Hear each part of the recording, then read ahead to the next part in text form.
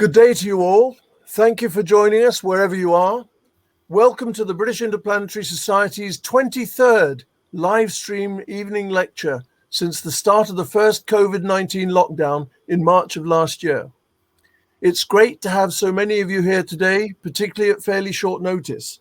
I think we've got people looking in from Egypt, we've got people from Singapore, we've got people from Luxembourg, I think Dublin, and I think both East and West Coasts of the USA. So thank you very much for joining us.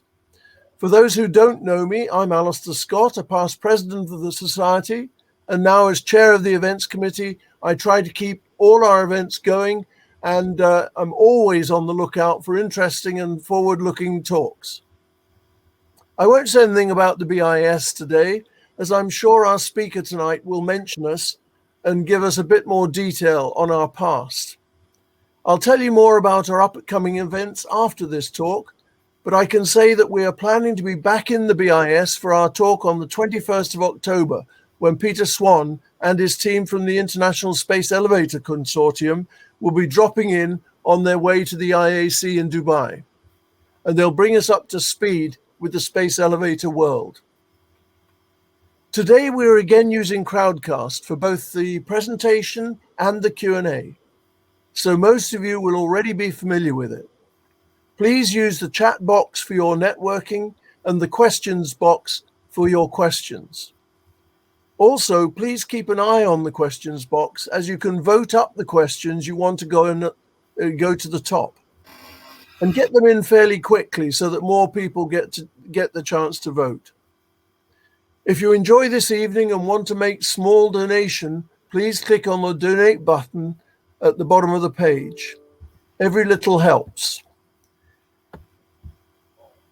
Tonight, I'm pleased to say we have a long-time member and fellow of the British Interplanetary Society, Dave Shayler, to tell us all about Space Chronicle and his plans, now as editor, for its future. Dave is a spaceflight historian, and his lifelong interest in space exploration began by drawing rockets at the age of 5. Didn't we all? But the launch of Apollo 8 in December '68 focused his interest and passion on human space exploration. He stayed up all night with his grandfather to watch the 1969 Apollo 11 moonwalk. Sadly, I missed it. I was in the wind tunnels at Hatfield. So sadly, I missed their moonwalk, but never mind, seen it on film since. Dave joined the BIS way back in 1976. He became a fellow in '84 and served on council from 2013 to 2019. And since 2012, he has run the annual Russia-China Technical Forum at the BIS in London. I think we've just celebrated the 41st anniversary of that event. Back in October 1982, Dave created Astro Info Services to focus his research efforts. In 1989, David applied, and this I didn't know until I read your CV, you applied as a cosmonaut candidate for the UK Project Juno program with the Soviet Union. Though he did not reach the final selection, he progressed further than expected. Well done, Dave. As we all know, Helen Sharman in May 1991 became Britain's first astronaut. Anyway, enough of that. I'm going to hand over to Dave now to tell us all about Space Chronicle. Over to you, Dave. Thank you, Alistair. I think Alistair gave up on page 4, but there you go. Yes, I've been associated with the Society for many years, and what I wish to do tonight is actually go through some of the history in the Society. History can be quite bland, it can be boring for some people. I find it quite fascinating, and we're trying to engage with new members to try and be involved with the Society, to even write for the Society, because we are looking for the future of the Society. A long time ago, as I'll explain this evening, I was inspired by several things, including members of the Society, to the fact that I could write. I am not a professional journalist. My background, apart from in the military, is in actually retail. But I was lucky, and I was inspired, and I was encouraged. And now we've got about 30 books published, which I'm very proud of. But I'd like to see more people coming into the Society. as Alistair mentioned, I'll be explaining more about the history of history in the society, reviewing my connections to the society and how I got involved, and also with the technical forum, and then some of the research that I've done, mainly in America, but a little bit in Russia. For some of the work that I've done, there has ended up in books, and you can do this as well, and I'd encourage you to do it. I also want to explain a little bit more about the new format of the Space Chronicle. It has changed, but the roots are still the same. It's members contributing for the Society's magazine. The magazine is for the members, by the members, and that's what I want to encourage and promote as we go forward. Now, Alistair said they've done X number of these online promotions. I haven't. I've done about 3. I've done hundreds of presentations in front of children and various social groups. So this is new technology for me. So it's a learning curve as well, which is always a challenge. So what we'll do, with your permission, we will start the PowerPoint presentation, and I will then start the slideshow.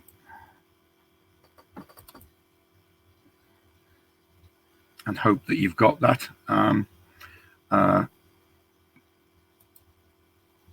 So in a packed program tonight. Dave, if I can just break in. Yeah, sure. You haven't actually shared your screen yet. Okay, sorry. There you so that's the technology for you. Maybe just do that. Sorry.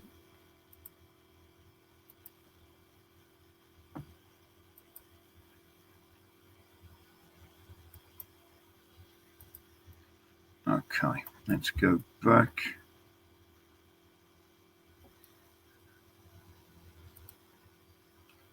Okay.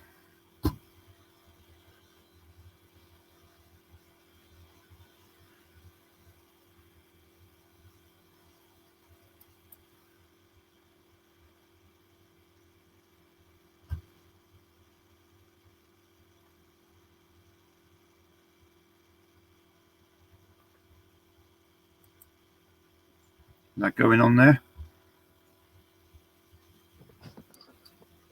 Nothing yet, Dave. Hopefully you've been back to your browser window and shared on Crowdcast. I thought I'd done that. Let's have a look at that. Let's go there. Got that there. There you go. Share. Told you it was new technology. And now we should be able to go there. Is that better? Perfect. Just come up. I don't want to make it look too easy, you see, because that just makes it just too simple.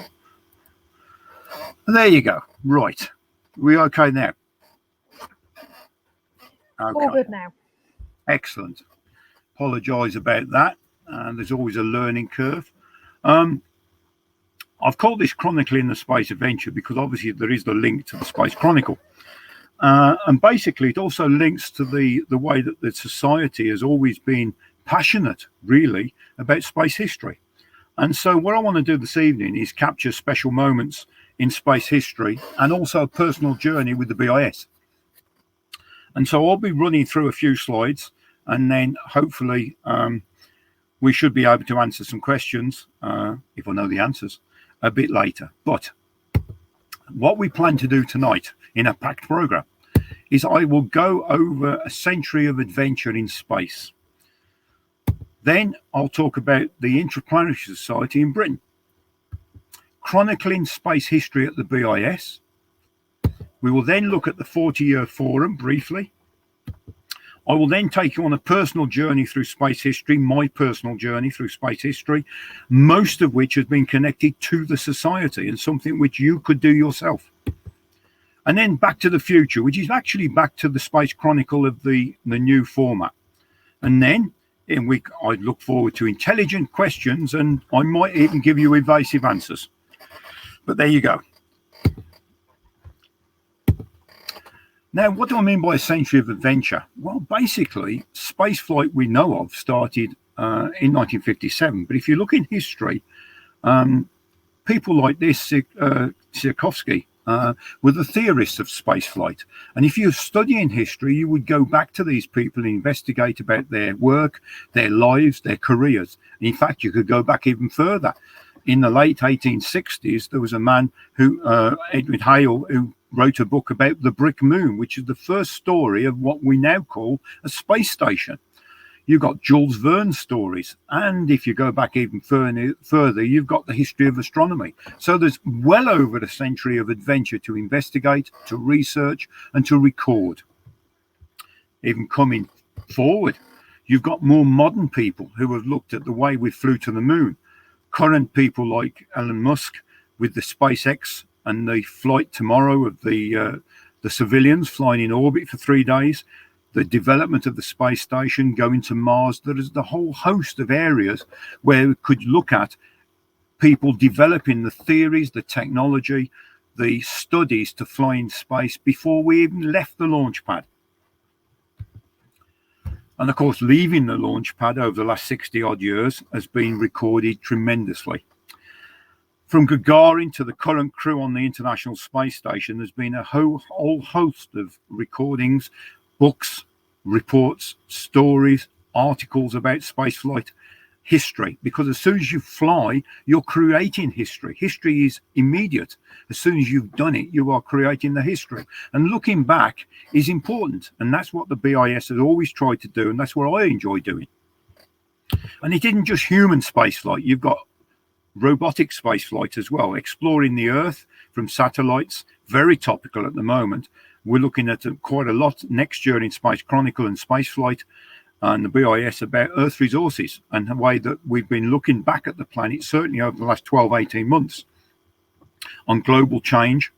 And then you're looking further afield by the robotic probes that go around the solar system. So it isn't just human spaceflight, there's robotic spaceflight and planetary exploration.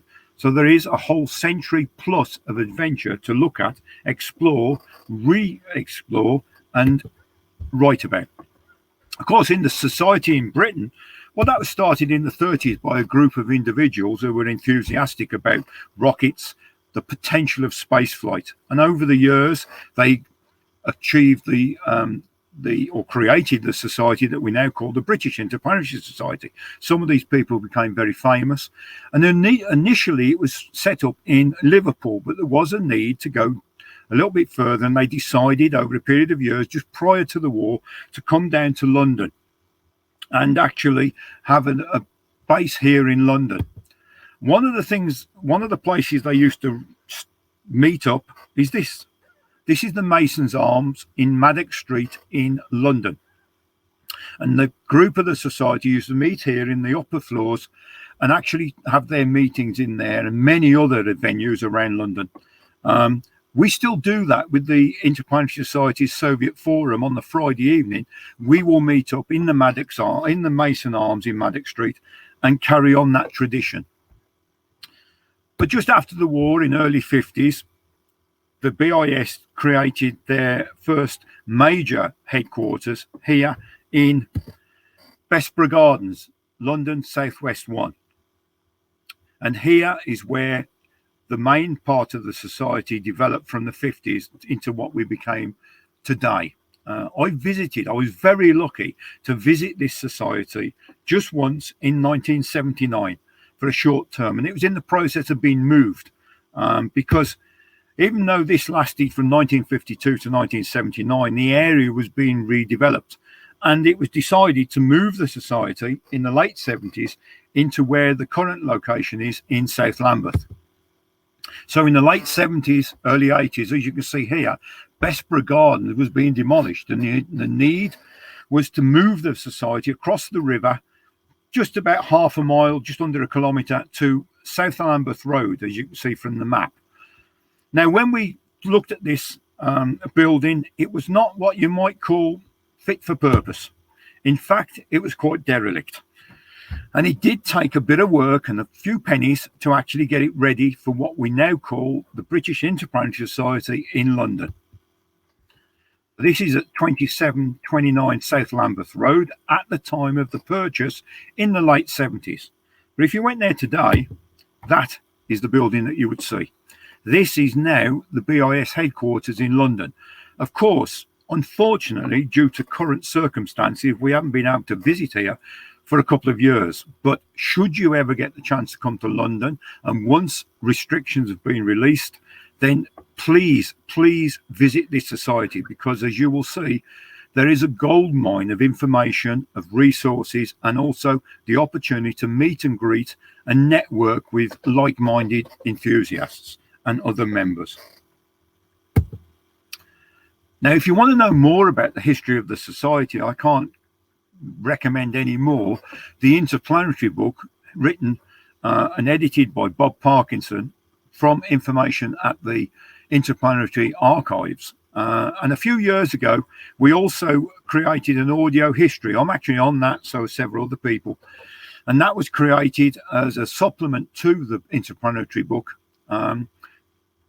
to record the history of the society. And it's a fascinating story. And I do recommend both for you to understand a little bit more about the background and the development and the history of the society. And we're always trying to improve and increase and update this information. That's an ongoing project at the moment.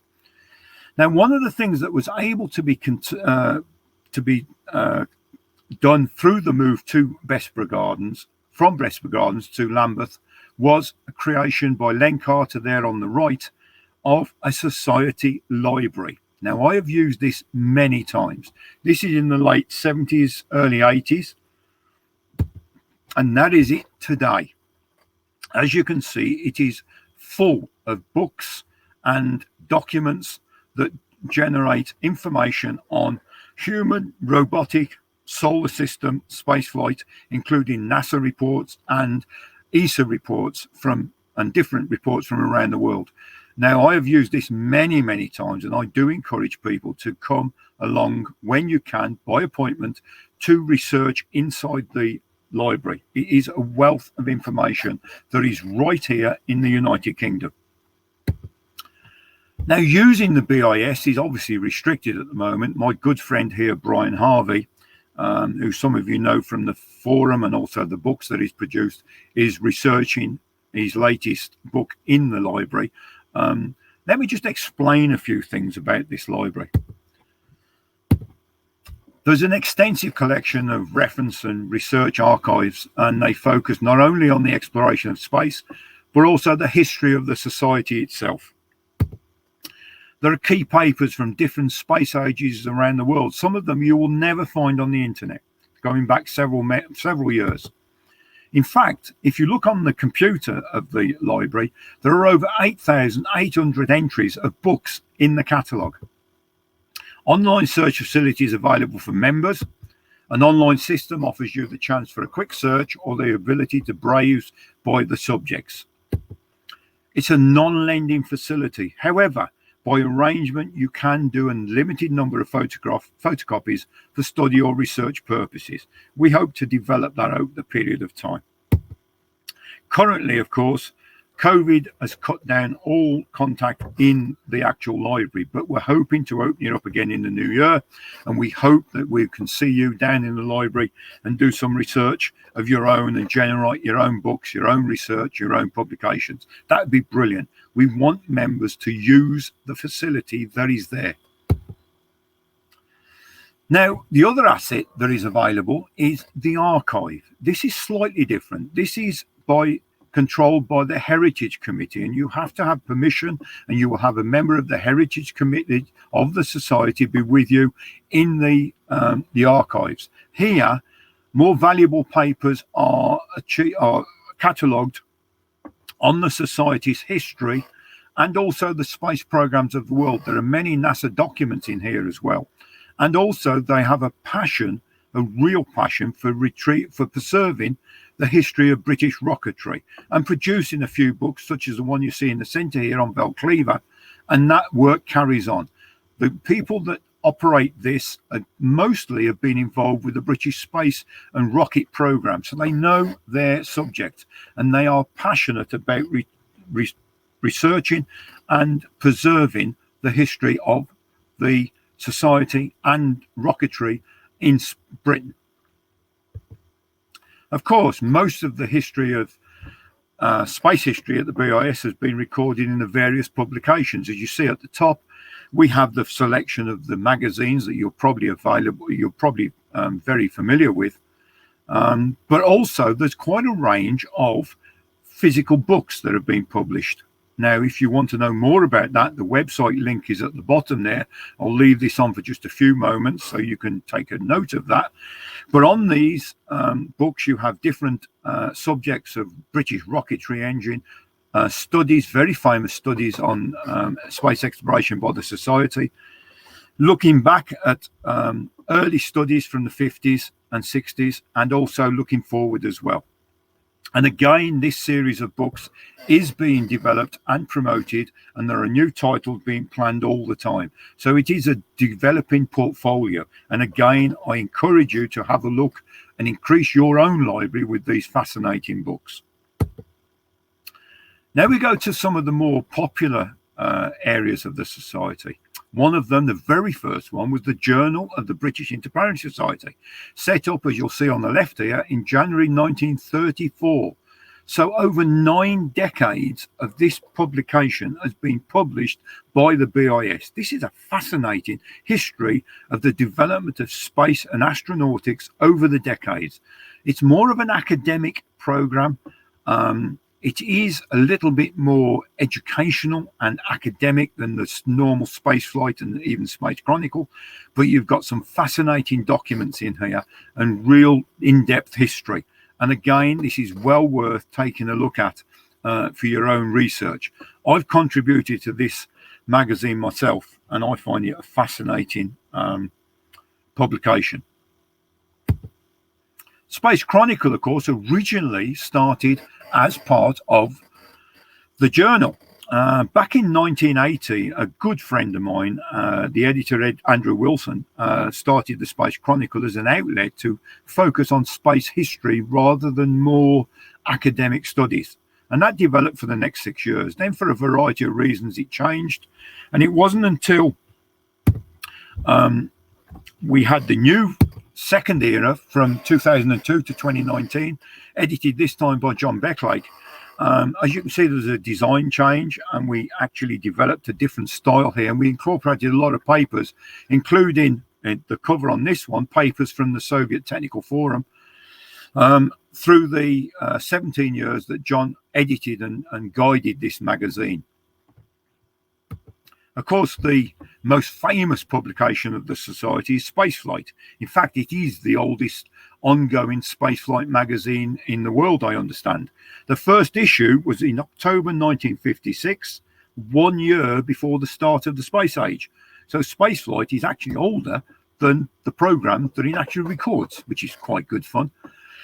And the first editor was Patrick Moore, who some of you may remember. Over 65 years have been reported the latest development in space exploration, and we'll talk more about that in a little while. But as you can see, the design of the magazine has evolved as the program and technology has evolved over the years. And again, leading magazine in the Society until Space Chronicle will take over, of course, eventually. But this is a famous and very popular magazine. And it's where I first put my stamp on writing. Through to this gentleman. Back in the 60s, when I was at school in 1968, we had to do a school project. And I went to the school library and I found this book up here on the top left by Ken Gatland. And this gave me an interest in finding out more. A year or so later, there was a series of Racing to Space cards on tea packets, and used to collect them and stick them in the magazine. But at the back of this was an address of the British Interplanetary Society in London. And I couldn't believe it. There was a space society and it was in London. Wow, I didn't even know. So I contacted Ken and he asked me to be a member, but I was too young, I was 16. But I kept in contact. Other things took over, like more real work and more challenging activities. And it wasn't until the mid-70s, probably the late 70s, no, the mid-70s, that I contacted Ken again. I said, would you mind if I wanted to write a few things for the Society magazine? And he encouraged me to say, yeah, do it, go for it. Initially, it was letters to the editor or small reports in what was then called Space Report. But my very first publication was in January 1977, and it was called Call Signs of Soyuz Manned Spacecraft. That progressed to a multi-part article. This was one of them on John Young, One Man's Conquest of Space. So the space flight and Ken gave me the opportunity to see my name in print, and that was tremendous. And I showed that to my family, and they said, well done, it's brilliant. And this is what I want the younger generations and new members to see, that through the BIS, you can see your name published in the magazines with articles that you would want to see published. And that is why I want to develop the Space Chronicle. Now, with my own company, we carried on working with the BIS, developing things and recording different aspects of space history. One of them was in 2003, was an AIS-produced CD on the history of space stations. This was new technology in those days, and so it was quite a new field to do this. The following year, we produced a CD with the index of all spaceflight magazines going from 1956 through to 2003. And we also trialed this. My brother, Mike, who you've probably heard of through my own books, he's the editor of Springer. He's worked for me for 30 years over editing. He's a very good wordsmith, and he was the editor, and I helped compile this magazine. This was Voyage. Voyage was aimed at the younger age group, aiming around about 10 to 14-year-olds. And we tried to market this into schools to try and get the youth interested in a youth spaceflight magazines. Unfortunately, it was difficult to do at that time. Just before the crash, it was at times when budgets were tight, and also we didn't have the benefit now of social media. So it's a work in progress, and I would love to see this project developed and expanded for the society at some point in the future, because I believe there is a market and there is a need for a youth magazine in the society. Ideally, because the people who would take this may then, like me, become a member and then work on the council or work in the society to develop the program and write books. That's the idea. That's the reason behind Voyage. And then, of course, we come to the 40th forum, 40-year forum. This, over various years, had been called the Soviet Forum, the Soviet CIS Forum, the Russian-Chinese Forum, the Chinese Forum, the Sino-Russian Forum. But basically, it's the same thing. It's a group of like-minded people, not professional people at all times, enthusiasts, eager to get together to share information and talk to the society and share the information on what they've learned initially on the Soviet program and then more recently on the Chinese program. But we have expanded it even further to look at the Indian program and the Asian program as well. This was started by the gentleman up on the left, which is Anthony Kendon. He was the one who first proposed this, and the photograph on the top right is from about 1981, and it shows one of the first groups of the society given the forum. From left to right is Phil Clark, then you got Nick Johnson from America, Rex Hall, and then you've got Claude Wichel on the right. And as you can see, in the 1980s at the bottom, the technology was more like standing at the front with handwritten notes and maybe an overhead projector, and you delivering a few slides and a few comments to like-minded people. Now, we are not professional presenters. This was enthusiasts, and we encourage new people to stand up in front of a group, sometimes knowing more than you did, and deliver a paper. So it was quite a challenge sometimes. But the person that gave us inspiration, who was there for most of the 40 years, was a gentleman on the right. And that was Phil Clark, who we lost last year. Phil, well, most of you know there was only one Phil Clark. And he always traditionally had the last talk on the forum. And his maths equations and his studies of the trajectories of satellites are historic and actually legendary, and we all miss him. But we wish to carry on the society's forum in his memory and in other people such as Rex and even Nick Johnson, who we lost last year as well. So this has become quite a passionate and liked forum for the society. Rex, of course, was the driving force. Rex Hall, who we lost in 2010, by profession was an educator. He did a lot of work with the social youth, but he was the driving force. He would get together a group of people he knew would give talks, and became known as the usual suspects. As you see the group at the bottom here, from left to right, you got Bart Hendricks, another late colleague, Andy Salmon, Phil, Bert Viz, myself, and Rex Hall. And we would usually give a selection of papers and presentations to the society's group each year. Now, it's always been the passion of Rex to get cosmonauts along to these forums.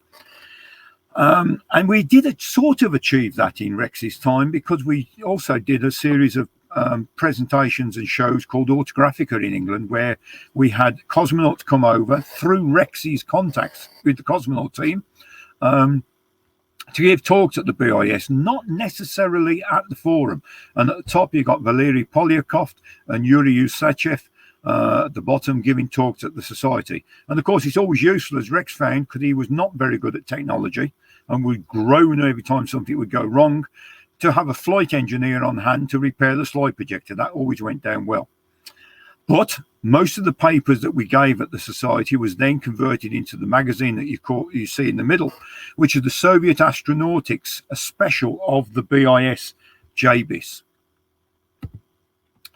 Under the editorship at Rex, we actually created these magazines. A group of us got together, this very similar group actually.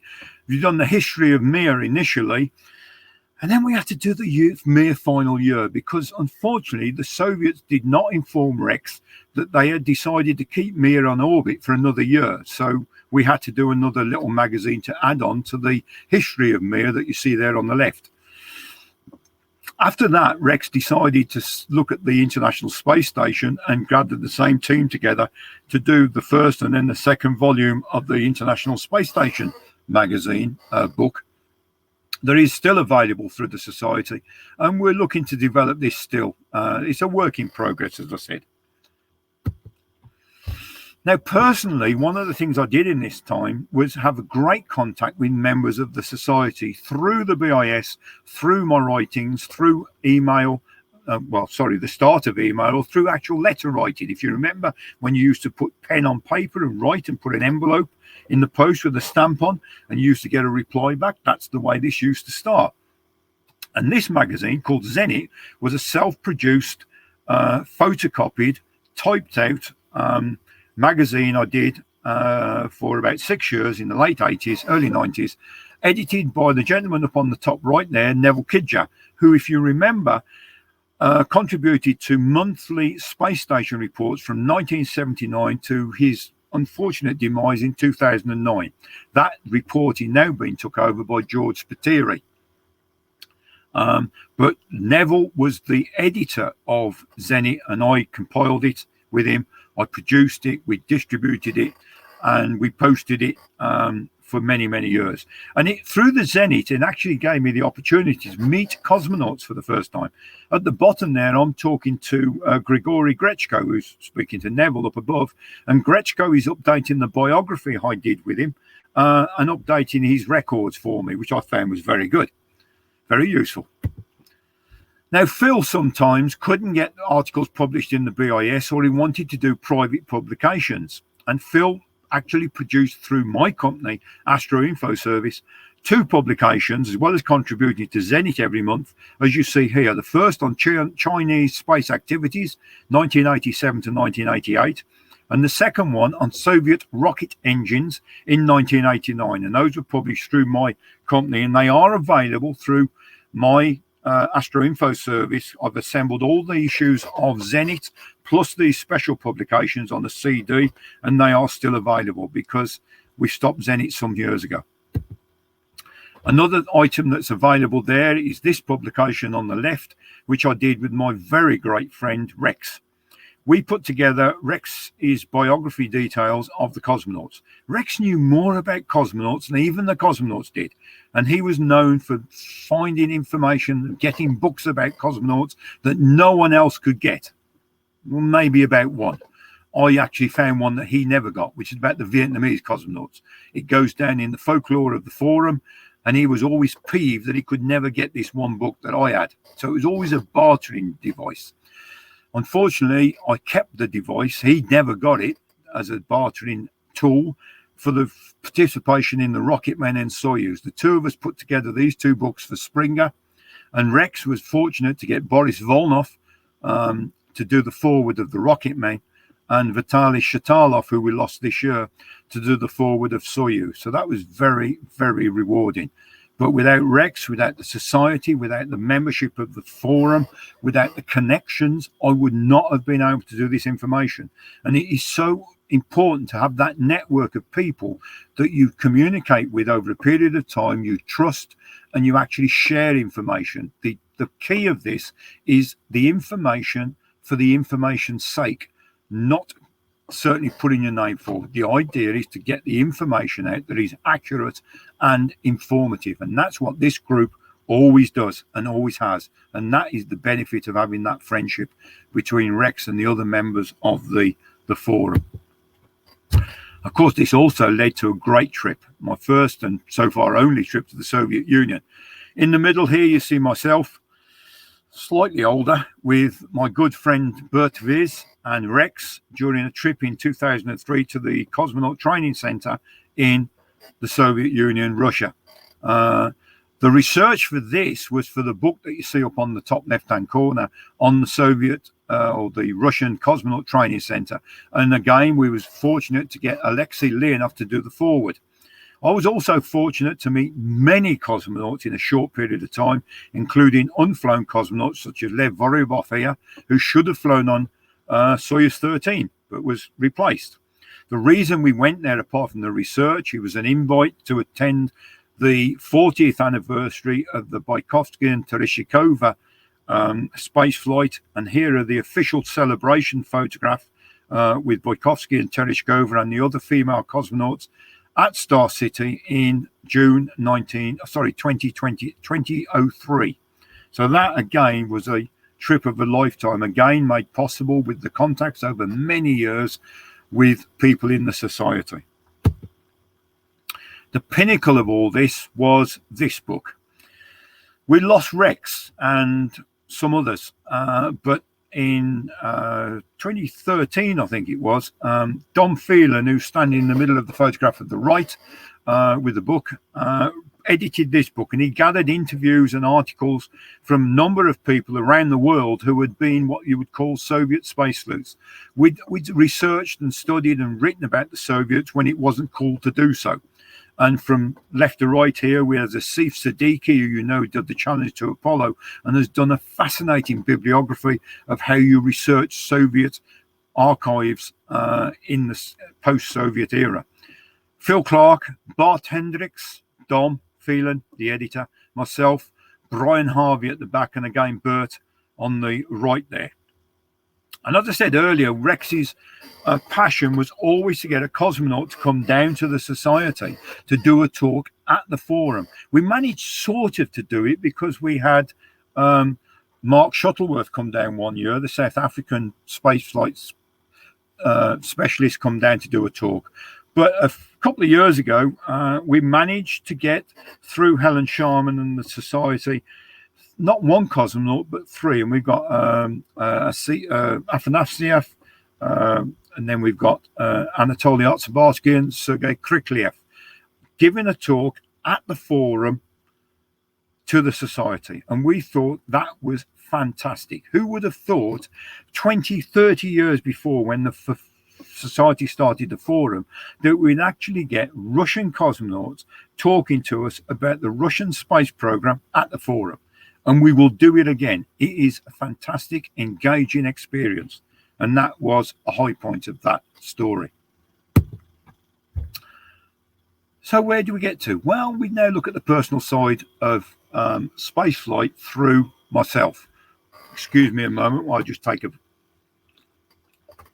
swig of water there.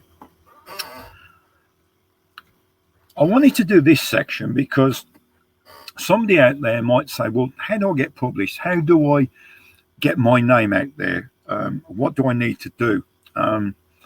Well, it takes a time. It does take a while. This is my approach. And in the days of social media, it's changed tremendously. But this is how I did it. And I just wanted to do this a little bit and also link how I was inspired by members and publications of the Society to put together several articles. And it always helps, of course, when you've got a book published to see it in the bookshops. And here I am in about 1989, I think.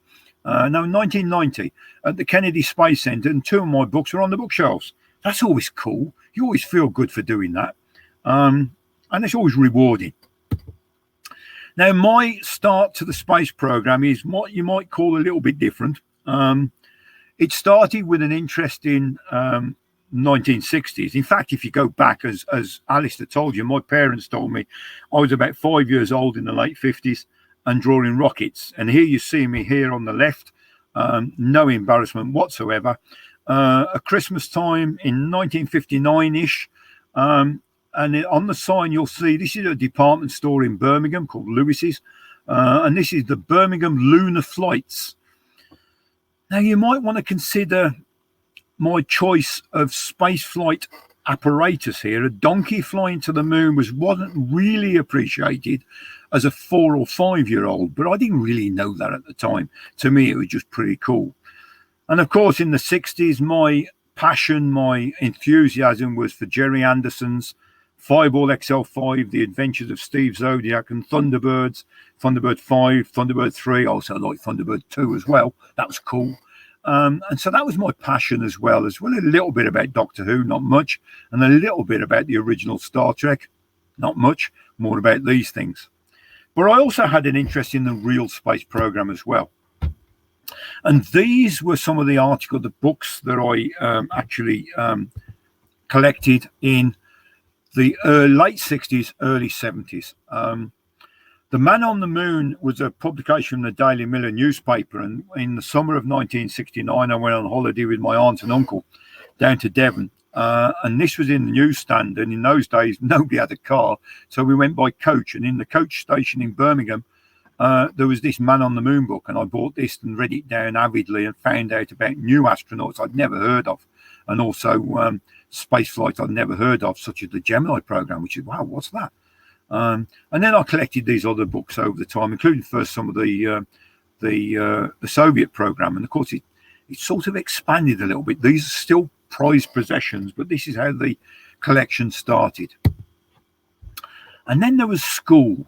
Back in school in January 1967, we had a memorial service for the Apollo 1 astronauts. You see the emblem up on the top left here on the Monday morning. And then I remember down at the bottom left the TV transmission from Apollo 7, but it was Apollo 8 that got it started. I remember emotionally pushing that rocket up on the 21st of December 1968, black and white TV, 2 channels in those days. And I remember following that mission over Christmas 1968. I've always felt it was very nice of NASA to arrange the moon flight over Christmas school holidays. I thought that was very considerate of them. Then in early 1969, I learned about the Russians launching. I thought, wow, what's happening here? And they docked on Soyuz 4 and 5. And my school teacher, one of my school teachers in the secondary school, my history teacher, could also speak and write Russian. He never taught Russian in our school, but he brought in newspapers that showed me the newspaper cuttings here in the background of the mission. And I thought that was magical. What a weird language. I can read it. What does it mean? It's very magical. And that attracted me to the Soviets as well as the Americans. It was contrast. With the Americans, you could write to America and get envelopes full of things. With the Soviets, you didn't. And I thought, wow, why? And that started the interest on both sides of that program.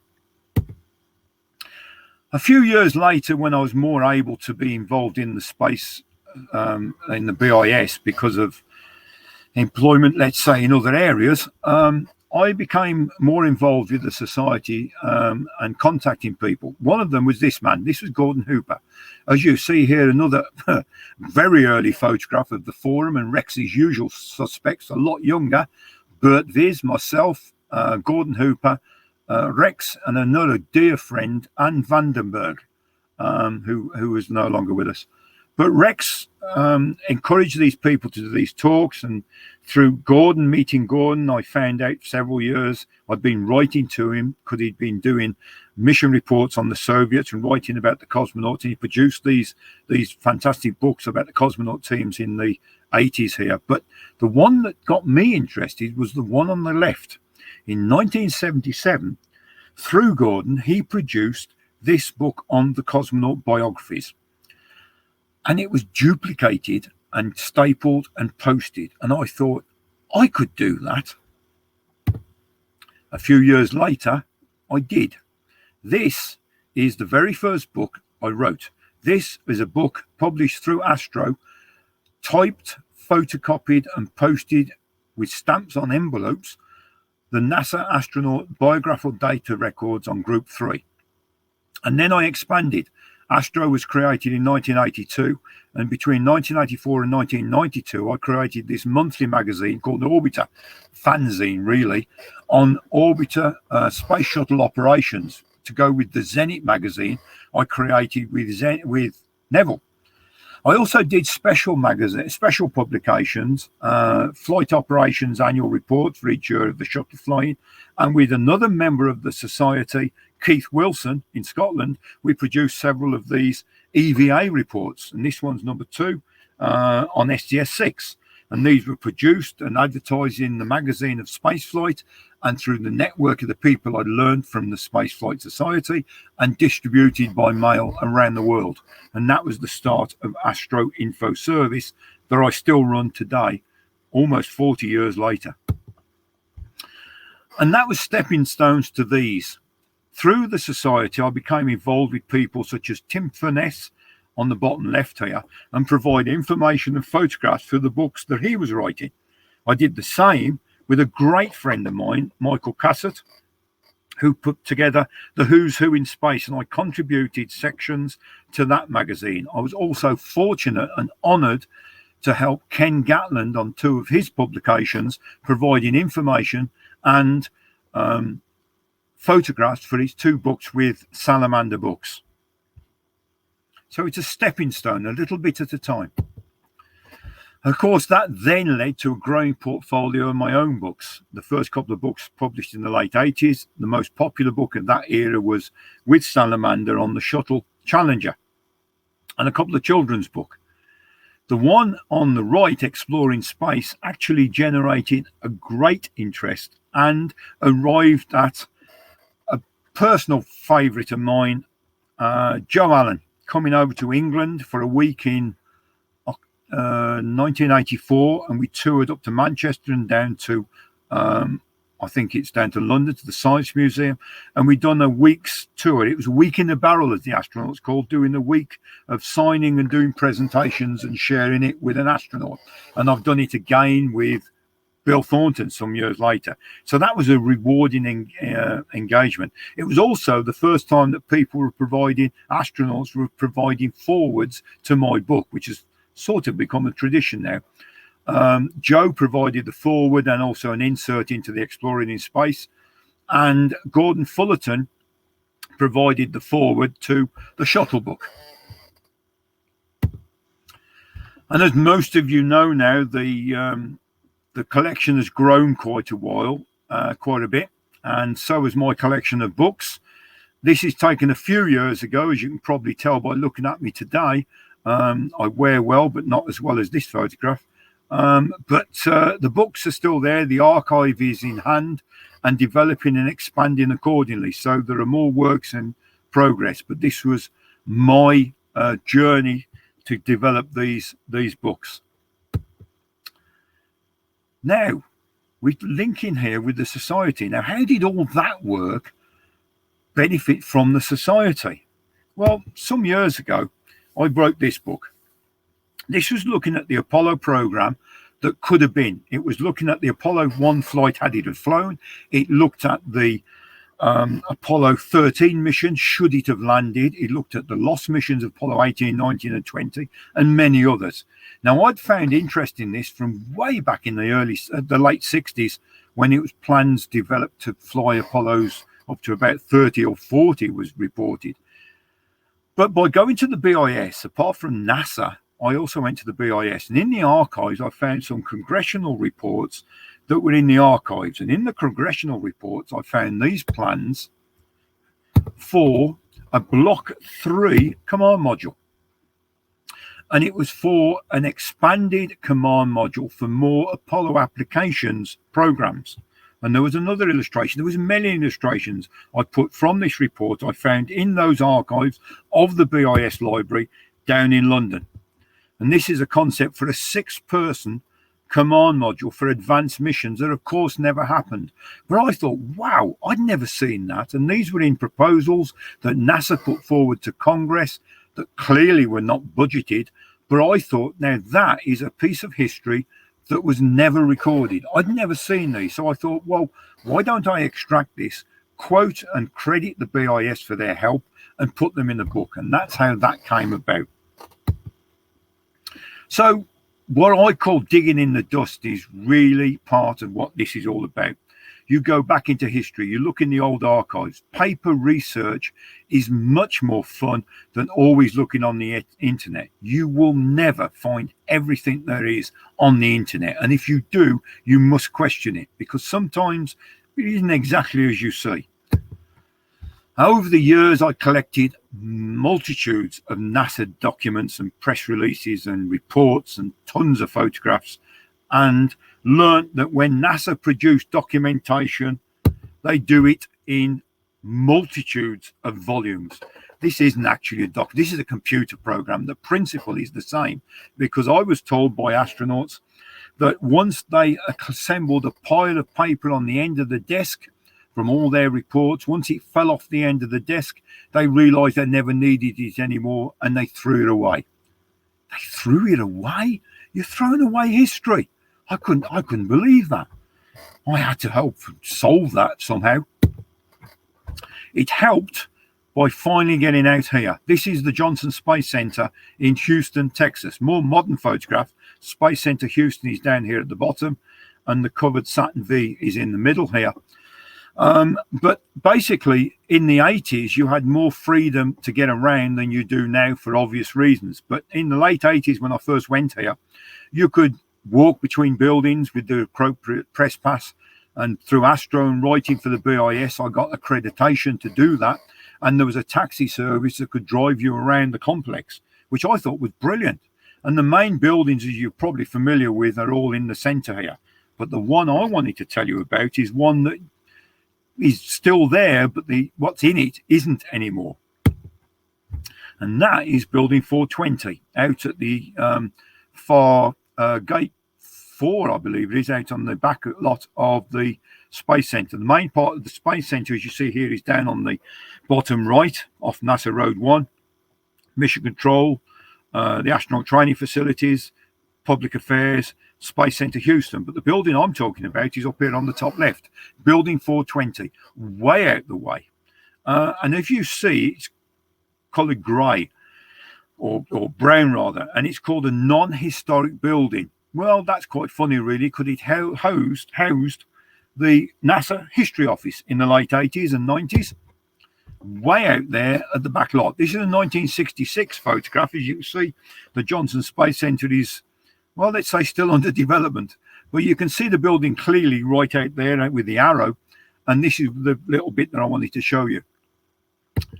Because when you look at Building 420, it's inconspicuous. You go inside this concrete breeze block building, and you go down this dark corridor, or you used to go down this dark corridor, and you get to this building with one sign that says the JSC History Office. It looks very bland. And when you went inside, everything changed. It was an Aladdin's cave, because in there was these archives from retired JSC personnel, astronauts and departments on history in the Johnson Space Center, from Apollo and the Johnson Space Center and Space Station. And I spent many happy hours over several visits here until it was all moved, and I'll explain a little bit later. But this was a fantastic archive. And sadly, it's no longer at the Johnson Space Center. So where did it go? Well, part of it went to here, Rice University in Houston, 30 miles away in downtown Houston. Here they had the original Mercury, Gemini and Apollo and Skylab archives for several years. And so I used to visit the Johnson Space Center, then go down for a week at Rice University. They also have here the Kurt Michael astronaut collection. Kurt Michael was a scientist astronaut from 1965 to 1969. He was also a professor at Rice University, and he retired his files to the Rice University. So those are still available, and they are well worth an opportunity when circumstances allow to go and research those files, because they're a gold mine of information, as I've referred to many times in my books. In the late 90s, early 2000s, most of the JSC History Office moved to Clear Lake University in Houston, which is at the back of the Johnson Space Center. And I went there a couple of times, and obviously when circumstances change, people can still go there to research the archives. As you can see, they was moved and all filed away, and you can search online what is available, and hopefully in the future we should be able to go down to research in Clear Lake what I was able to do down at Johnson Space Center.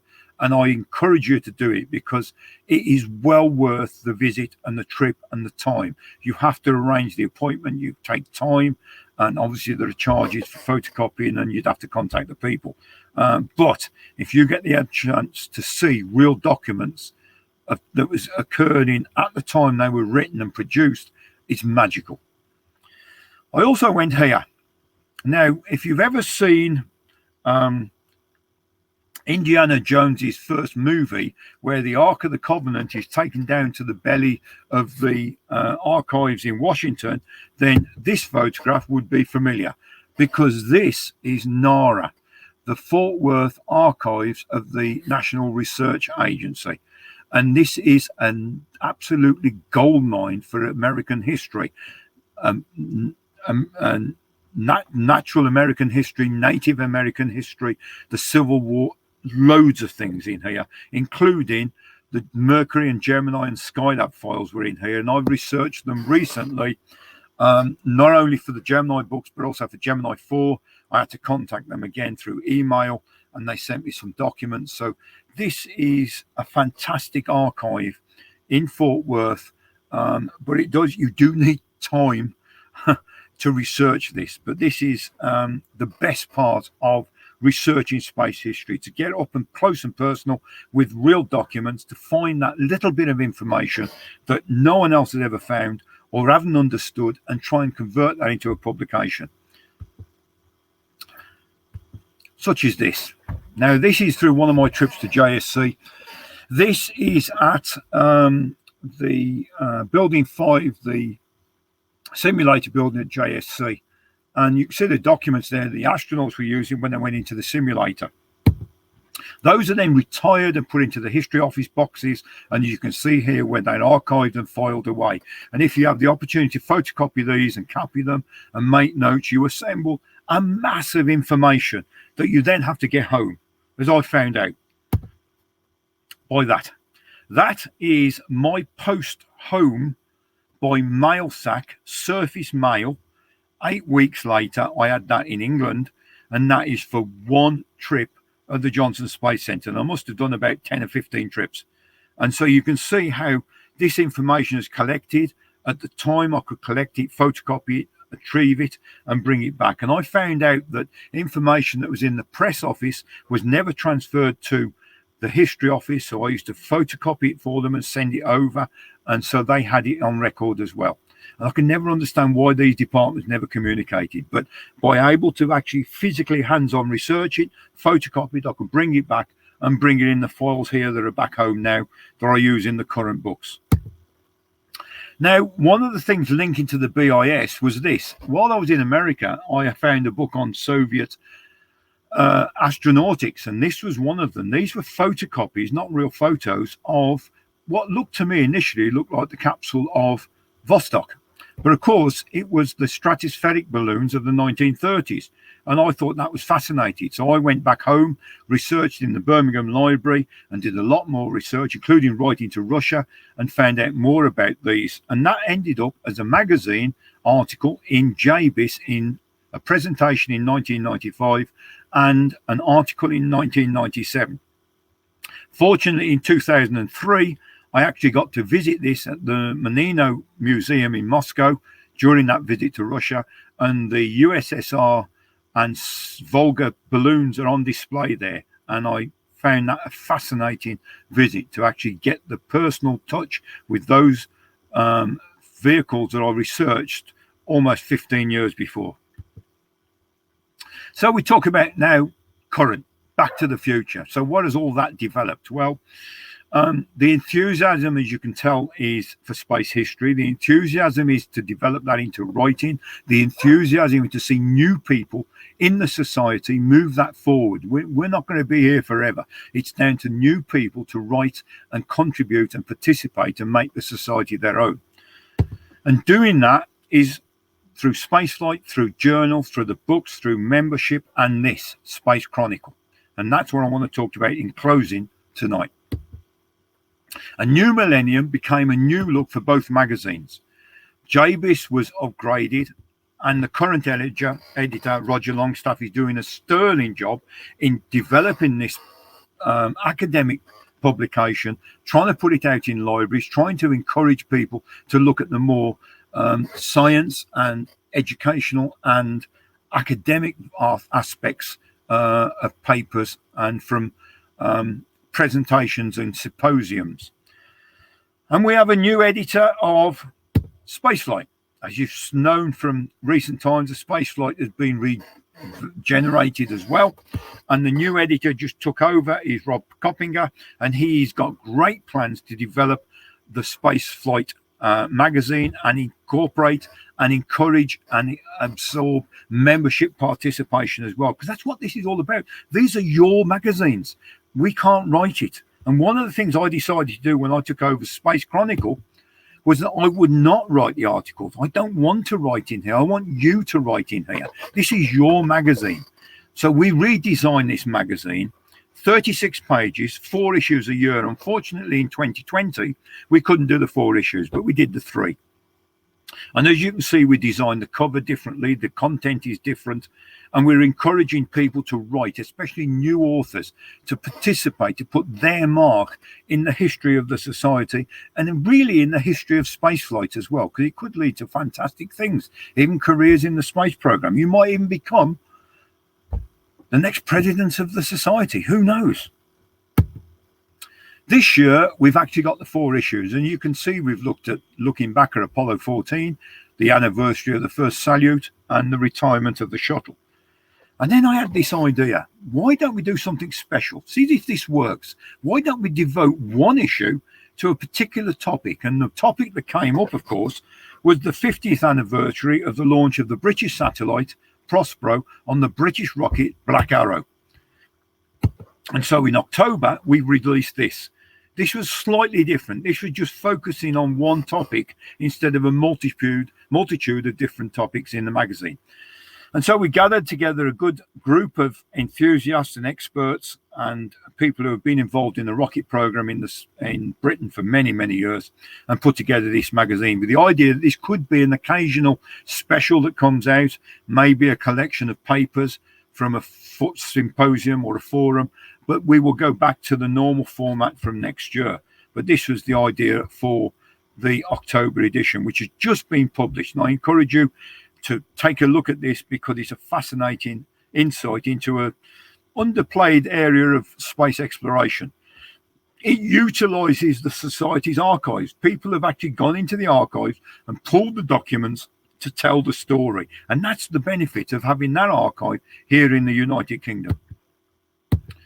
So to look in more detail, we have a selection of articles here from people who have been involved with the space program or the society for many years.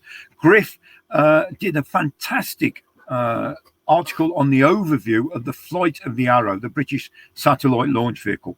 John Harlow provided a couple of papers. He's been involved with British rocketry for many years, and he looked at the hydrogen peroxide rocket motors and also key dates in the program.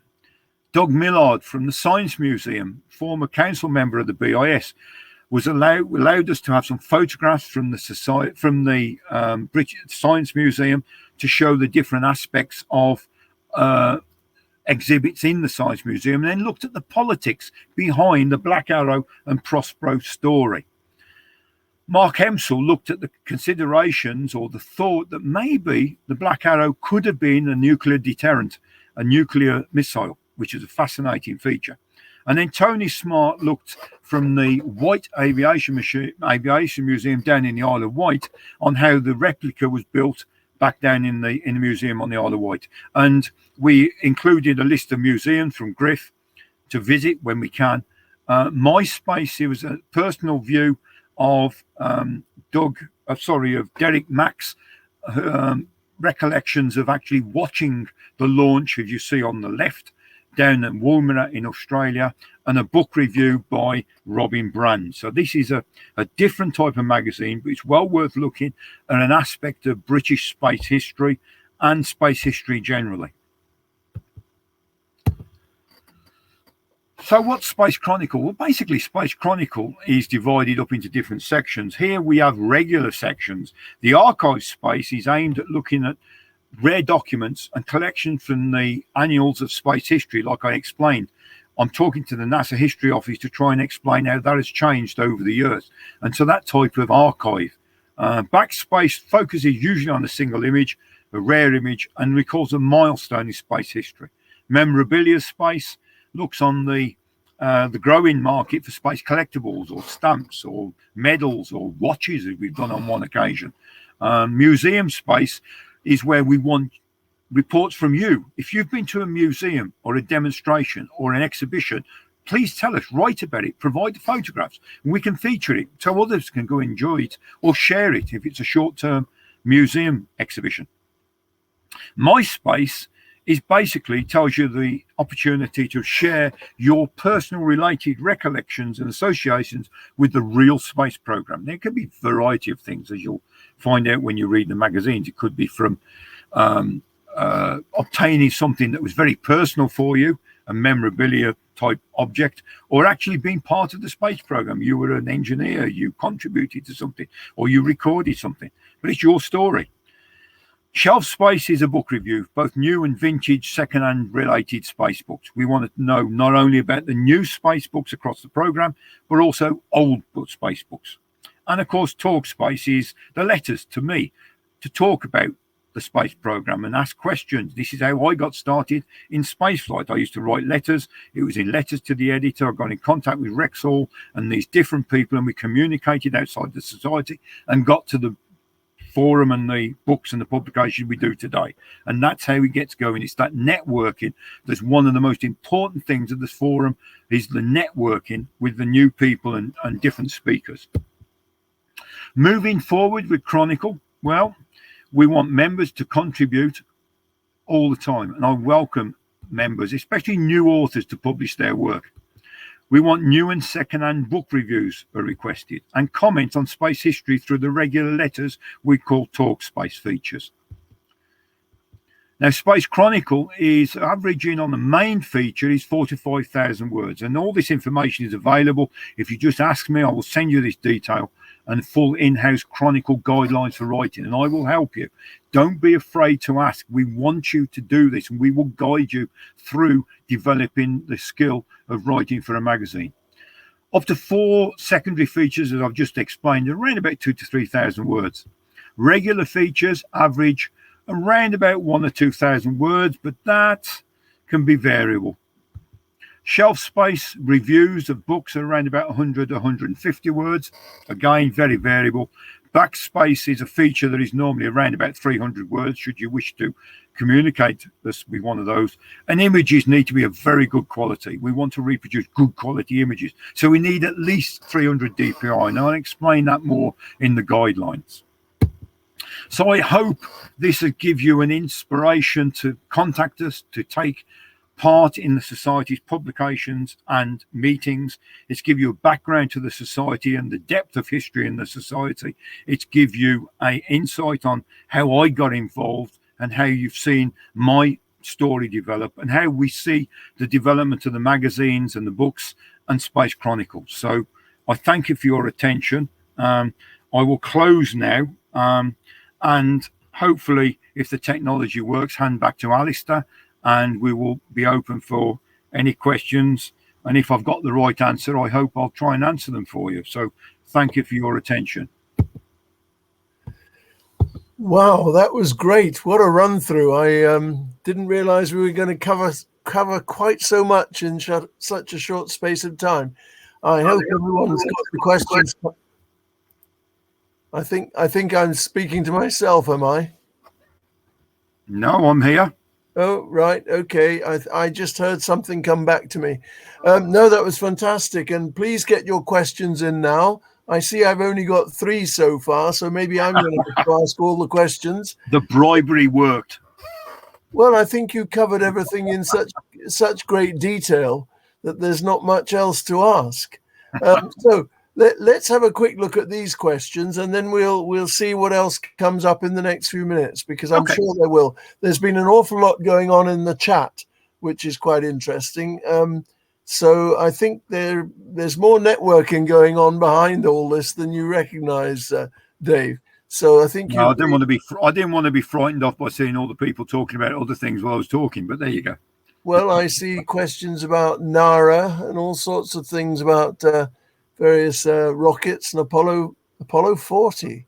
Well, Jerry, you'll have to tell us more about that. Right, let's look at the questions then.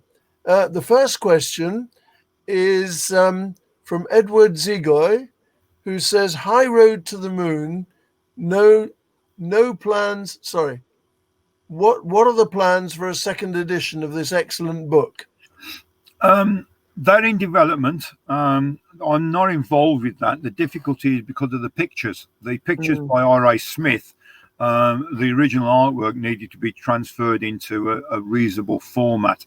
And with technology development that we have today that we didn't have when that first came out, it's being looked at, but it's not easy because these are large pictures and they don't transfer easily into a publication. And you need what's known as a coffee table book, really, to spread the picture to the best advantage. So these are works in progresses, and it's over the last few years where the society has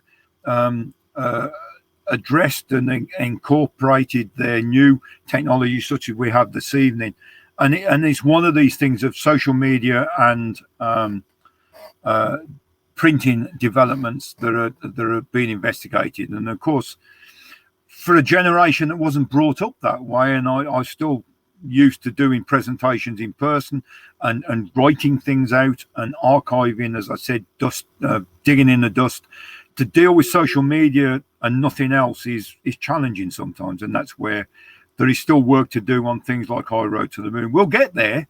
It's just the BIS has a small team, and it takes a lot of time, and we don't just do this.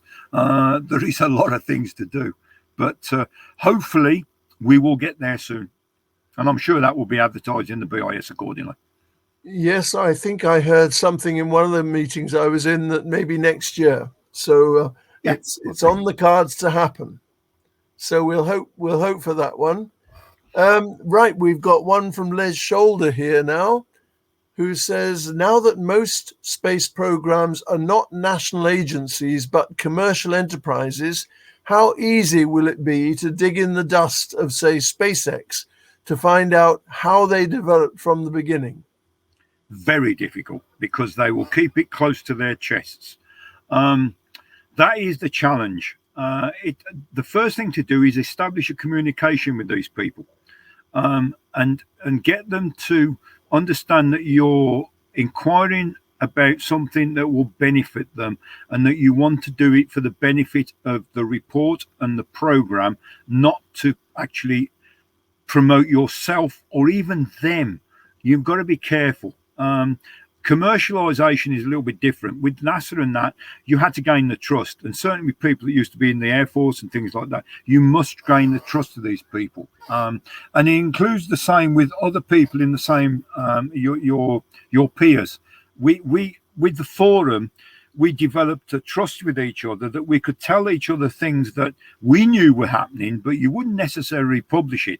It gives you an awareness of the program. There's a lot of things that you learn from different sources that you wouldn't want a program to publish, because you would get the door shut and you wouldn't get anything else.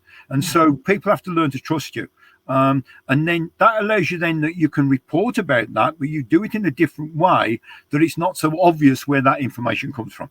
And so they see that you're reporting it authoritatively, but not by being at the front. And I personally, I don't like that. I'd rather have the work sell it rather than me.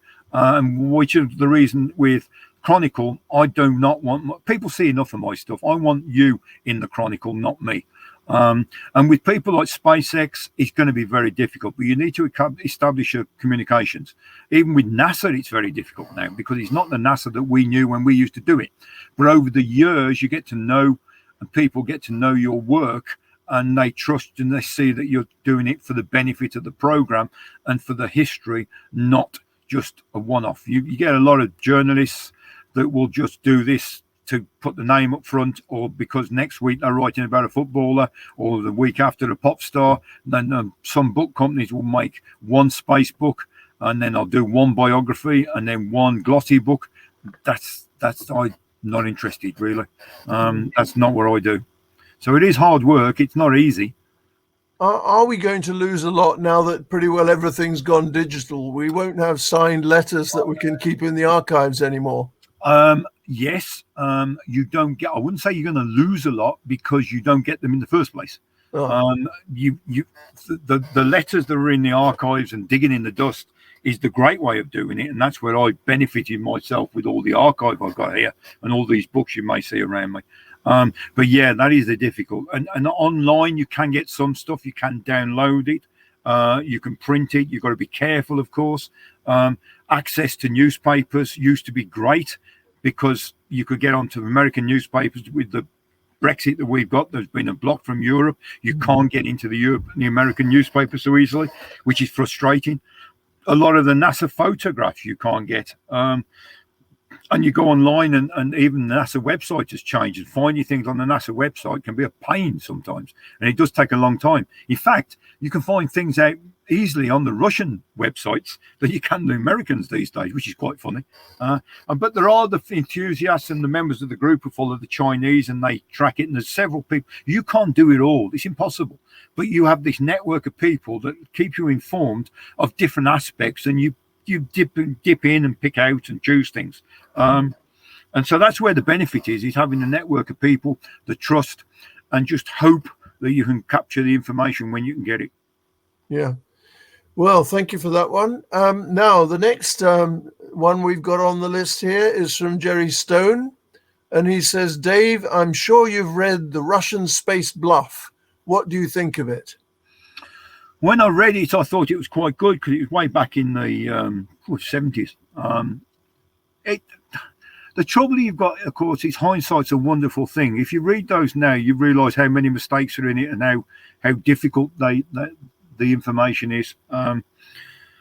You have to be objective sometimes. And one of the things I was told that benefits what I do is I'm not American, and I'm not, pardon me, I'm not European or Russian. I was British. That was the thing. You can write things that others might get away with. And I said, just English. And so your interpretation is a little bit different. When you're taking books such as the Russian Space Bluff, or some of the early Soviet things, which were heavily censored, even American ones as well. If you look at the early books on the Mercury astronauts, they were heavily censored through Time Life.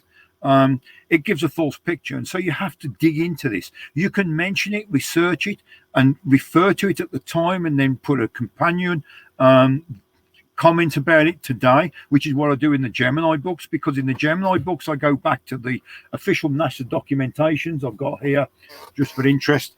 Gemini 5 mission report, Gemini 5 Price Flight Crew Conference, because I'm doing the Gemini 5 book. And you use those official documentations, but also I go back to newspapers and the contemporary news of the time and mix it up, because that gives you a feeling of what was the thought of that time, even though you're writing about it 50 years later. And that's the fun, is sort of finding that balance between the accepted fact and the supposition, and then balancing it out. And then the thing about Apollo 40, that was a comment that was made years ago in a newspaper. I can't remember which one.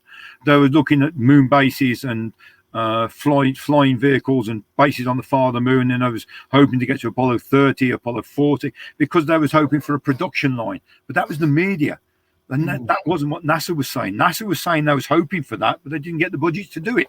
Where these reports come in, so you've got the politics and the finance against what was hoped for, and you have to do that judgment. And that's the fun of digging in the dust. You balance it all out and present what you think is a fair interpretation of the information you've got to your ability, and you hope that people enjoy it.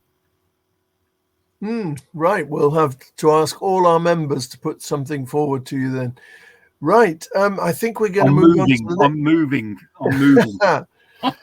I'm moving on to the next one, which is from Bill Barry, and he says, what are the plans for next year's Russia Forum? To actually have it. Yeah, we've got it planned on Alistair's mega list for the 11th of June, Saturday, the 11th of June. And if we're certified, we will do it. Hopefully, we'll be able to do the Saturday and the Sunday. And if we're allowed to do that and we have parole and we're allowed to talk to each other without silly face masks on and actually look at each other properly, basically, to be serious, if we're safe to do it, we will do it. And we might even get a Friday evening get together. The fact of a knees up with Alistair, I don't think he's really on the cards, but you never know. But we will get together. We're hoping that the 11th of June will be the forum. As the backup, we will be doing it online. Alistair will tell me, or Elizabeth will correct me, which we trialed a little bit this year, which was a bit of a challenge because it's new technology. So we will do something. Hopefully we'll get it all together. It will be carrying on. In fact, it will carry on in some format. Whether I will still do it is another matter, because there are infinite things that have to be done. So I want more people to attend. I want more people to take in part, and I need more speakers. And I want someone to say, "Yeah, I'll do it for you." And great, I can actually stop. But right. No, we'll have to have a word with our next gen people and see if they can come up with some people to help us with that one. The beard is getting grey. Well, we'll see you all in the Mason's Arms. Can they accommodate? I'll still be there. Yeah, I'll still Okay. be there. Yeah. And thank you, Bill. Here he is. Alan Laurie's asked the deadly question I see here. Alistair, when is your history of BAE Airbus Stevenage coming out? Well, I have to admit that it's not on my to-do list at the moment. I've handed it over to John Watson, and I've been trying to find out from him. He's got an entirely different view of what went on at Stevenage. So we could always ask if we could have a small article in Chronicle. Well, yes, I could ask him. I did get some input from some of our fellow workers there. You need to record that. You need to record it. Yeah, but most of it's not repeatable. Yes, I know that, but you have to just work around that, as I've explained. the language was, well, let's say humorous. Yes, so sorry, Alan, it hasn't made any progress at all, despite my attempts back in 2011-12. Too much else going on, but we must do it. And if you want to do get a start on it with me, let me know, and we'll see if we can put something together. In Chronicle, we'll do it. Oh, well, we might do something shorter in Chronicle. This was supposed to be a big tome, because it hadn't been recorded since the 1953 was the start of Stevenage. So that's when it was supposed to be taking place. A good overview would be good. That would be interesting. Well, some of it may appear in the book being written by the history group. Yes. Because they are looking at rockets as one of their first, or launch vehicles as one of their first books. And then they're going to do commercialization and satellites. And I think they're then going to look to the future. And again, looking at they've utilised the archives and the library, and that's why I said that is important to have, is to get into the documents the best you can. Yep. Well, I think that's on the cards to happen, and I believe they are halfway through the one on rockets and rocketry. So that should be good. Right, we've got another one here from Dean Sherman, I should say. I wanted to find out more about the lost and abandoned Apollo missions. Where would I start? My book. Still available.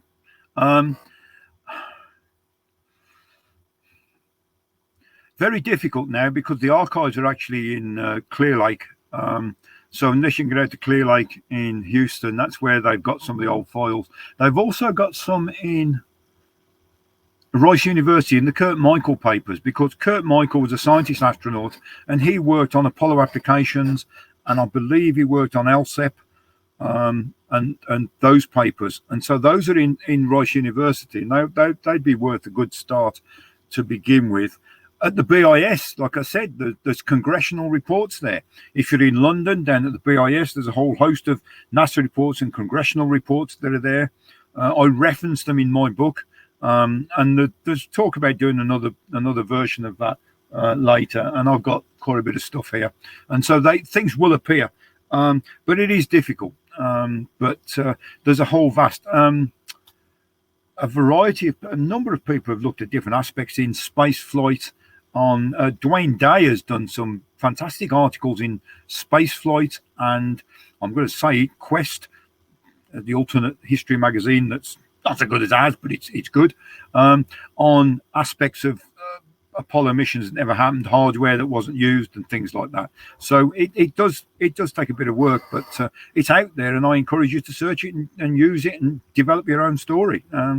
It's sharing it. That's what it's all about. It's just people do different aspects of the same topic, and that's great. Well, I remember when we was doing Rocket Men, we were told that Asif was writing the book for NASA, and Springer was quite concerned about this, and we said it's going to be a different book, and it did not make the slightest bit of difference. When I'd done Skylab and Jerry Carr's biography, the Nebraska Skylab book came out.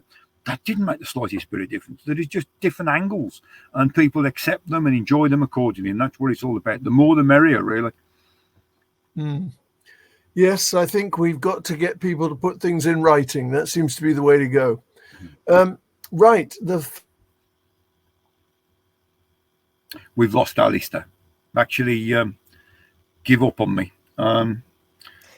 We have lost Alistair, so this is Elizabeth speaking with no video on. Just to pick up on that final question then while we wait for Alistair. So Alan Marlowe has asked, will space projects being carried out in the digital world now, if anything, make research for future historians more or less difficult? And in fact, Bill Barry has commented it already has at NASA.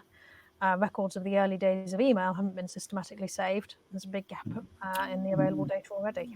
That's right, and Bill should know that, being a former historian at NASA. I'm hoping he doesn't mind me saying that. I found that myself when I was going out to NASA in the 80s and 90s. As I said, I used to go into the Public Affairs office in Building 2 at JSC, and they used to have a load of stuff that was concurrent.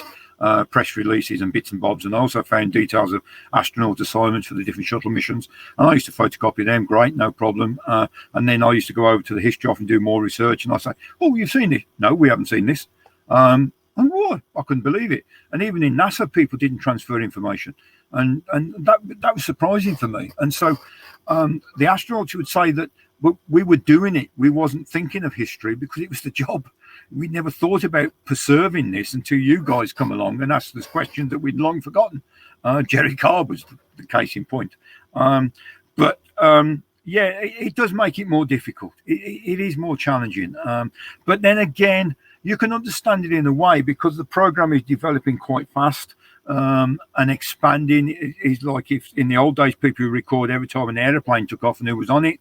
Now you don't record every time necessarily every jet takes off and who were flying on it. And so the program will develop to a point where it becomes impractical to record every person who's flown in space and what they do every day, and recording all the hardware. It just becomes impractical. We are lucky to be at a time in history where it is possible to record the start of something. And for the last 60 years, we've been able to do that. And in a way, the slowness of the program has helped that over a period of time. And as it speeds up, it will get harder to retrieve this stuff, because it'll be happening so quick, you just won't be able to capture it, or you will not be able to record it, or you will not be able to get all the information. And that's good, because the program's working. So you have to look at it a different way. But then again, that gives you more impetus to go back into history and look at things that were recorded, were documented, were available, and were archived that we haven't had a chance to do. And it's like looking back at the First or the Second World War. And you have those documents, those memories, those information, and you reinterpret that, and you reanalyze it, and you look at it a different way, and you reserve it for posterity, really. So there's a good and a bad, really. There's great that is happening. Internet is brilliant. Look at what we're doing now. None of us would be able to get around. You can get access to information. Apologise if you hear my dog, my wolf, barking there. But you can do this. There is a certain amount you can do, but I will not stop doing the digging in the dust, because that is the key. And talking to the right people. If you talk to the people who were involved in the program, not necessarily the astronauts, but the flight controllers, the engineers, even the families of the people involved, then they're proud of what they've done. They want their story to record it. If I've just had a book published, or about to have a book published, with an American, Michael Haddad, and he worked for many years on the payloads of the Space Lab missions, and his group created the story, which is going to be published by Springer. It's advertised on Collect Space, and it's how the group got together and processed the payloads for flight. And so it's the story of the ground processing. So it's not the story of the astronauts, it's not the story of the flights, it's a different aspect. And so there are many things you can do, even in this digital age, and it's just a matter of finding it. Yeah, well, sorry about that. I got cut out by Crowdcast, and I've had to reinstall it and come back in. So that's Alan Marlowe's question answered, is it? I think that was the one. Alan, have I answered your question? I think we've done it. I think, Steve Salmon's now asking, have you seen Apple TV series For All Mankind? If so, what did you think of it as a possible alternate fictional history of space race? Easy answer, no, I haven't. I don't get, there's too many channels. I don't have time. I've heard of it through different people. I just haven't had time. I have enough with the program as it happened. I can't really comment because I've never seen it. And if it's entertainment, that's great. And there's an alternative history, that's great. There have been alternative histories about the Soviets landing on the moon first before, in text, in book, and stories. One book that was turned into The Rescue of Salyut 7, if I remember, was a feature film, Soviet feature film. So there's loads of this stuff. And yeah, great. If people have an interest in that, that's great. Personally, I'm just too busy. I just haven't had time to sit down and do that. Unfortunately, I'm sorry, Steve. But there you go. You'll have to watch it for us, Steve. Yeah, Steve can write me an article in the Chronicle. He owes me one article, but he can write me another one, and then I might forgive him. Okay, well, he's running the branches at the moment. I'll talk about that. He's busy as well. He hasn't got time to watch TV. Yeah, right. Well, we got one from Rodney Buckland. Hello, Rodney. Much of what you are covering is NASA-centric. What is the potential of a history of ESA, and would it provide interesting comparisons in the way that NASA did things? Yes, and if anybody can start writing that history, I encourage them. Brian Harvey's done a couple of books on his recent ones about the relationship between ESA and the Soviet Union. I would love to have something published about the European space program and the robotic program. You're right. My aspect has been more on the American side. If you ask my brother, he says I write American, which is very frustrating to him, trying to edit my stuff. But the Russians, the Soviets, and I'm not so much into the Chinese yet. Again, you can't do everything. I try to. But the American side is where I have the contacts and I've had the history to do it, and that's what I do. So that's the way it is. But I have got a couple of books planned, and there is an update to the Soyuz book I did with Rex, being researched at the moment. And I have an update. I have a second book on the Soviet space stations in plan. I'm tied up doing other things at the moment. the Gemini series, and some other titles. So if anybody can write articles on the European space program, European rocket satellite, that'd be great for Chronicle. I welcome it. And there's a whole avenue there. In fact, we want to, there's a friend of mine that might be doing a story about Space Lab, and we want to do that from the European angle, which is good. And so there's tons of stuff to write about the European angle. And another good friend, Gerber Singh, has written about the Indian space program. There's a Japanese space program. There's a global space program. So please, if you think there's a gap, please write a feature and we will try and get it into Chronicle. I'm trying to build up the page numbers. I'm trying to build up the issues, but we need people to subscribe to do that. And it takes time. Maybe we'll do a special issue for a birthday, an Easter birthday of some sort. That would be good. That would be brilliant. The reason we did the the British Prospero Black Arrow one was that particular reason, because of the 50th anniversary. And why shouldn't we shout about it? Why not? And so that was an idea to do that, to see if that worked. If people like it, we could do others or supplements, and that would be brilliant, because that's showing that the system works. And that is needed, and there is a market for it.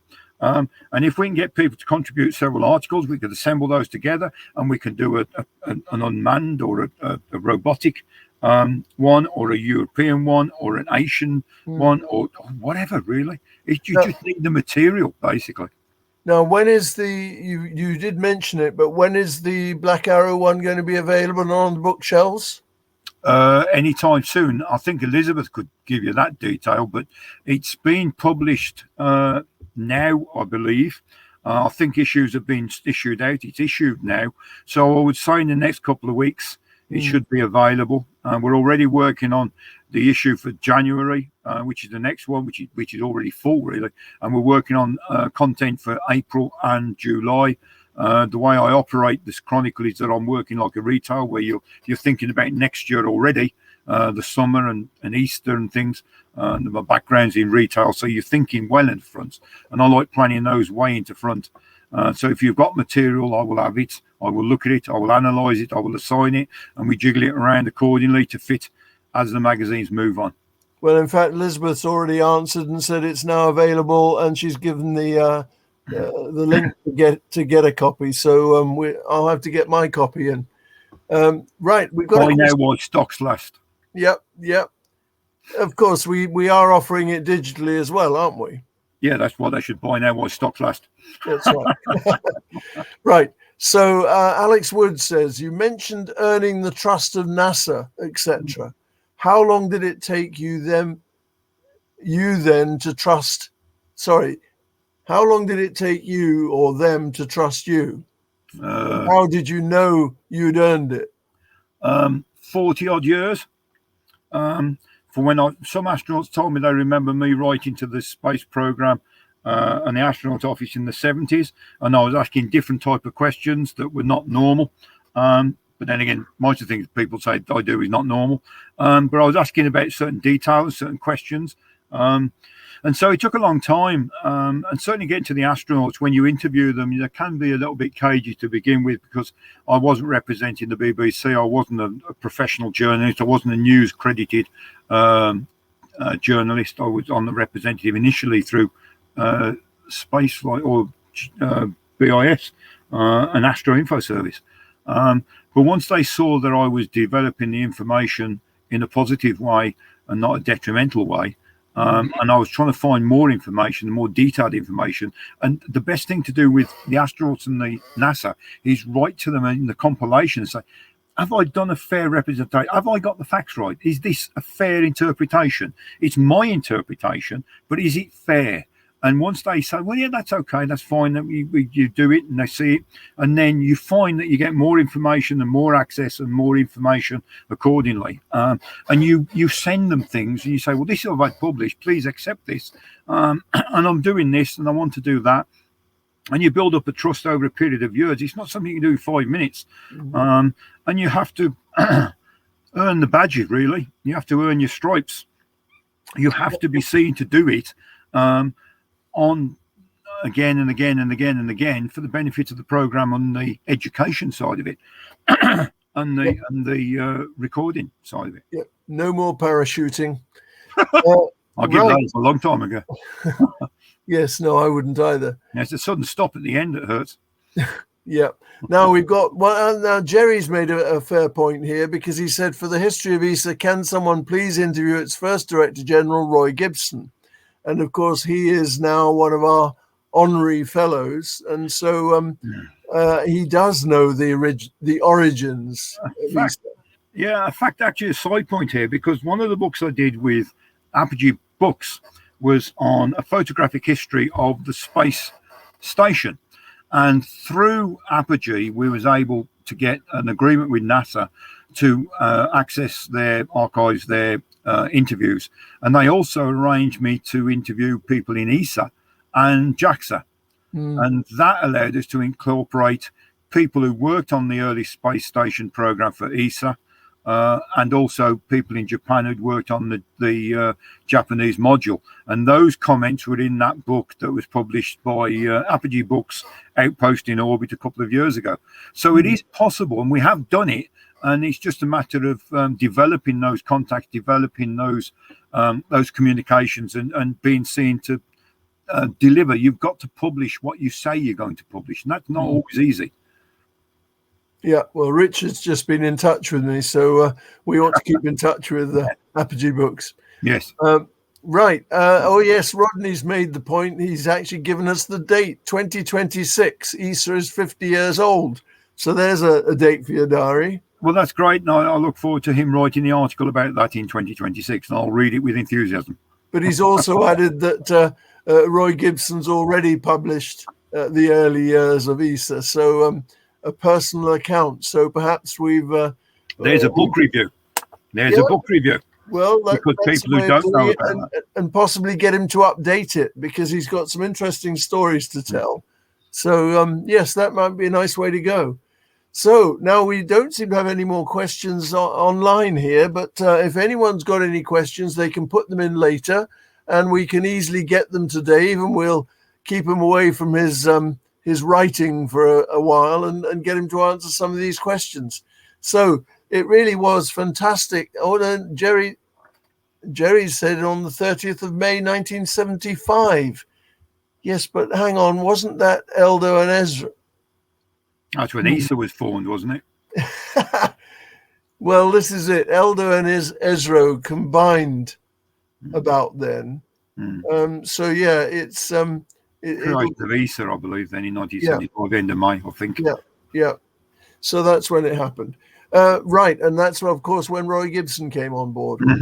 So, yeah, there's a feeling of no escape from Rodney Buckland, and ESA October from Rodney. Oh dear, this is getting far too long and involved. I think what we've got to do, Dave, is thank you very much for coming on board today. And thank you. I'd like to thank everybody who's participated and took the time and the interest to sit here and listen to me. I do appreciate it.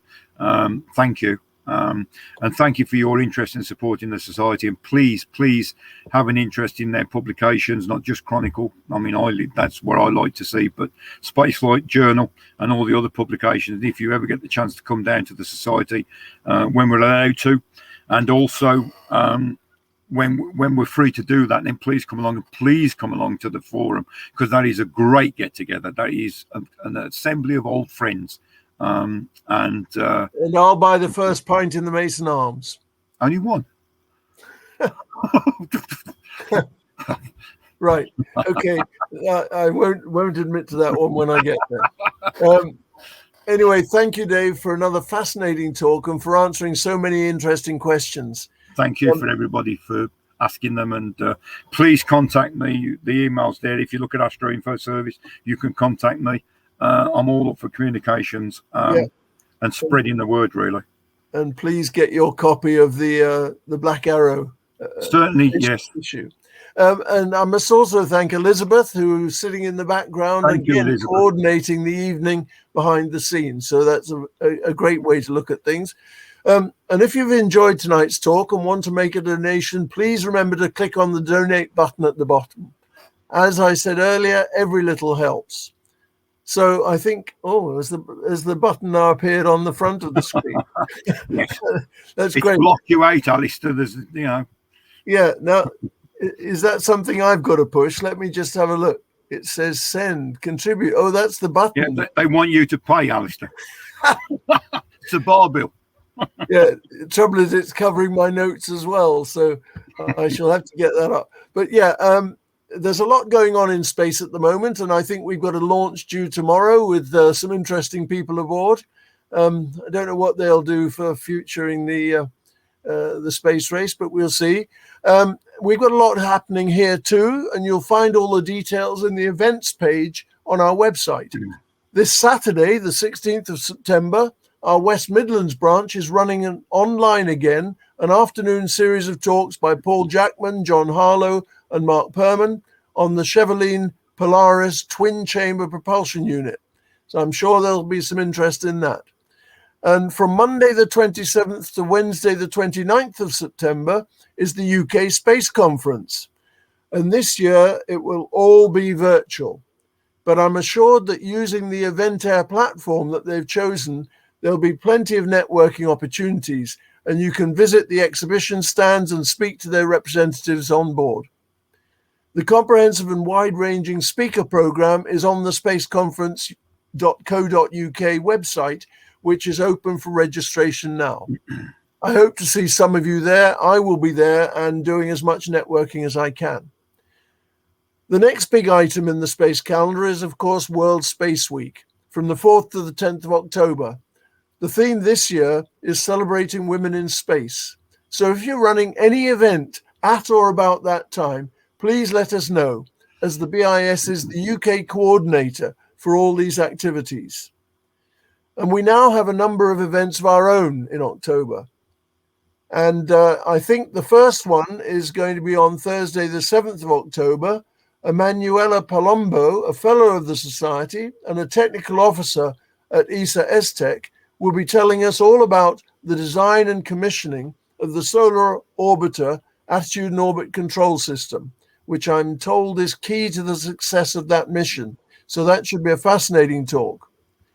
And then on Saturday, we're running now what's that? That must be the Saturday the 10th, is it by then?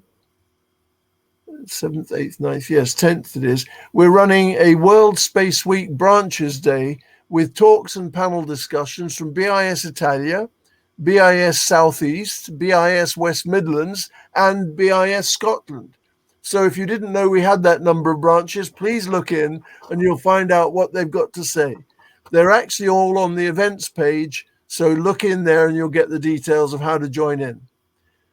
As I said earlier, on 21st of October, Pete Swan and his Space Elevator Consortium team are dropping into the BIS on their way from the USA to the IAC in Dubai.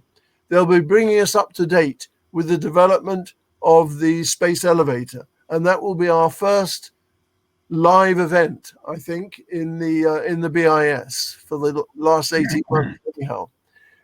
Now, there'll probably be a lot more to come, and as Dave has already mentioned, the celebrations of the 50th anniversary of the launch of the UK's Prospero satellite on the UK's Black Arrow rocket will be celebrated on the 28th of October. And I'm putting together a program that we hope will start with the IAC in Dubai and then move back into the UK at the Science Museum. And we hope Skyrora will be with us there. And of course, Doug Millard as well. Then we're going to go and visit the Farnborough Aerospace Sciences Trust. And then we're heading, we hope, over to the Isle of Wight Museum and the airport, where they've got a full-scale model of the Black Arrow. Then we're trying to get people to speak from Westcott, and we've got people lined up in Bristol Aerospace Centre at Filton. And then we're trying to fit in Portsmouth and also the Space Centre in Leicester. So it could be quite a complex day. It will be all virtual. And so we're hoping that everyone will be able to join in for a full day's program, which I think will probably start at about 9:30 in the morning and end at about 5:30 in the evening.